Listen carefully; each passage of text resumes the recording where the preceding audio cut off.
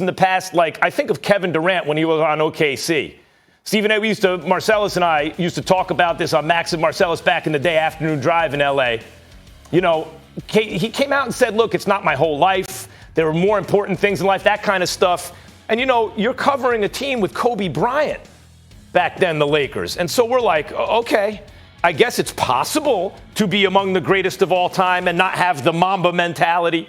I know that, you know, Michael Jordan and Kobe Bryant and Larry Bird and these killers did it one way. KD may just be a different kind of cat. And as it turned out, he was indeed, you know, great.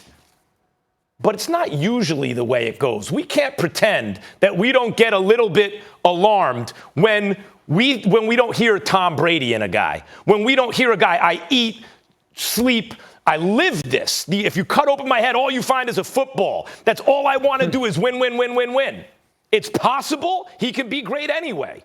It's just not normally the way it goes. And so, of course, I would be concerned. I have very little concern. I get your point as it pertains to what if Justin Fields had said that? What if Trey Lance had said that? Because let's face reality, we live in a time and age where no matter how much we try to debunk it, shove it aside or whatever, black individuals that play the quarterback position are judged differently. We see it. We see evidence time and time again. I personally am incredibly alarmed by how Justin Fields could be viewed as the number 2 quarterback once the season is over. And without a game being played, an interception being thrown, a turnover being committed, suddenly he's number 5. Even though now Vegas has him moving up, the odds are in favor of him moving up to the number 3 slot instead of all the way down to number 5 behind Mac Jones and Trey Lance. So that's a different subject to another day. But as it pertains to Trevor Lawrence, let me tell you why I have very little concern.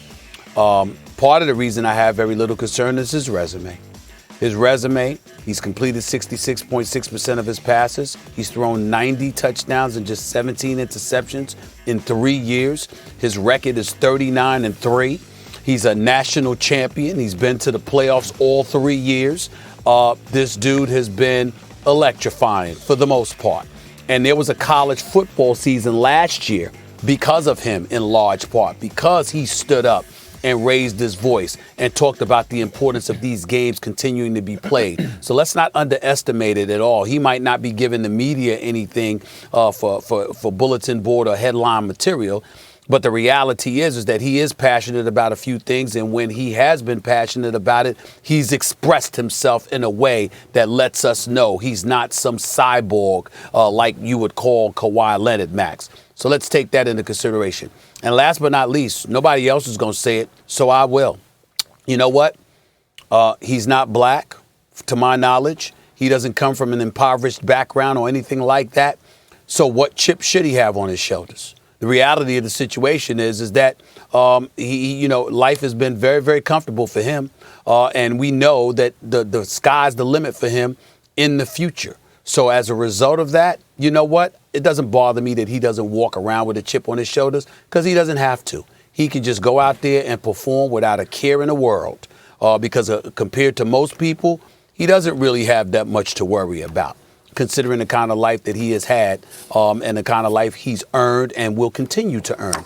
I have no problem with what he said, coming from him. Yeah, a motivation is fleeting. Habits are everything. You know, Trevor Lawrence is talking about, I'm not motivated to prove people wrong or to prove doubters wrong. Motivation comes and goes. You guys know that, especially for athletes.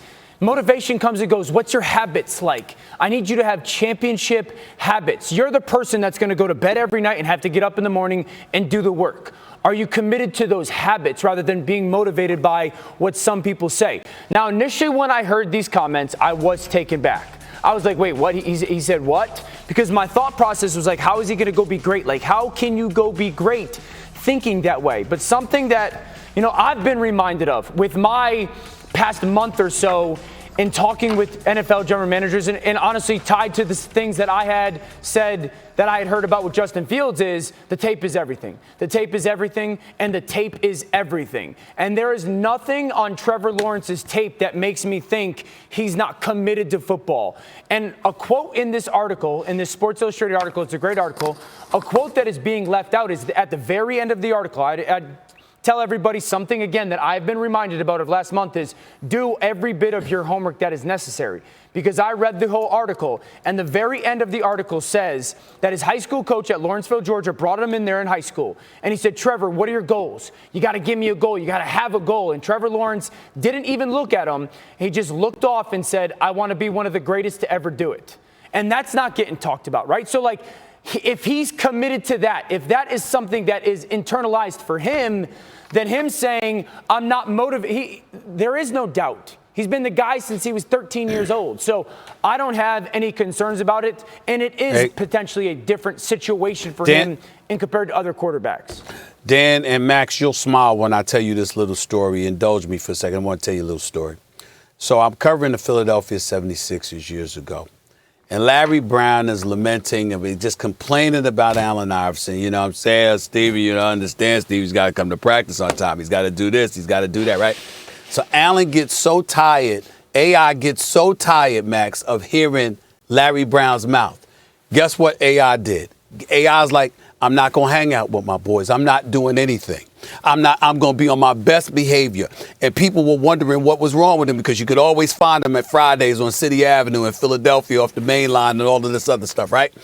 Allen Iverson spent like 10 days to 2 weeks going home early, getting to bed, getting sleep, getting to bed on time, the whole bit. He's the father, he's the husband, he's home in the house, doing everything, I mean, just the right way.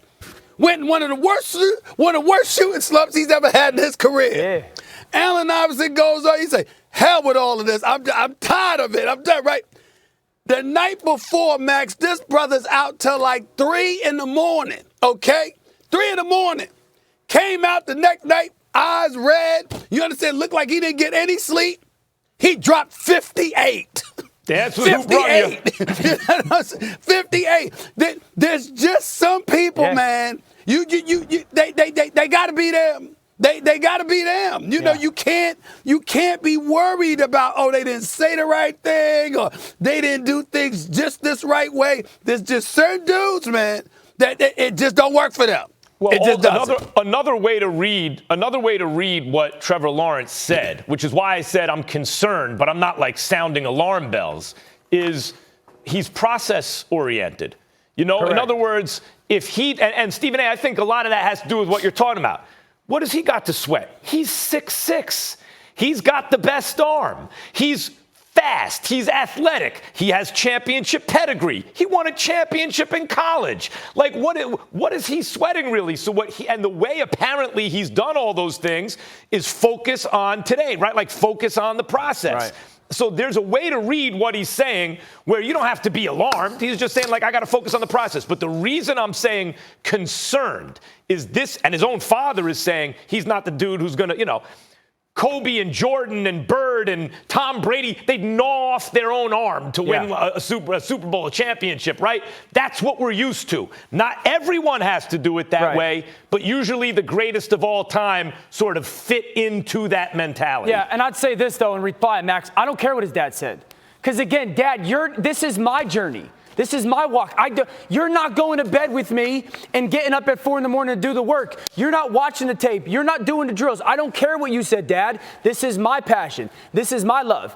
And I remember Peyton Manning, like 2 or 3 weeks ago, hearing Peyton Manning talk about playing, and he said, I didn't do all that extra work, and I didn't take a single snap to prove other people wrong. I did it out of the reverence of the game. And so at the end of the day, everybody's got their own little walk, their own little way to go accomplish what they want to go accomplish. And I think Trevor Lawrence is just being candid with us. And again, this is the same interview that Trevor Lawrence stated, I just want to be the best to ever do it. It's his words. Yeah. It appears it's working out for him because he's the projected #1 overall pick. We all think he's going to the Jags, who for the first time ever have that first pick. All right, we'll keep it rolling. When we come back, more interesting quarterback conversation. We will hear from Bill Belichick. Will the Patriots trade up to get a quarterback? Bill answers that next. And you know Max and Stephen A. want to react. Stay right here, First Take.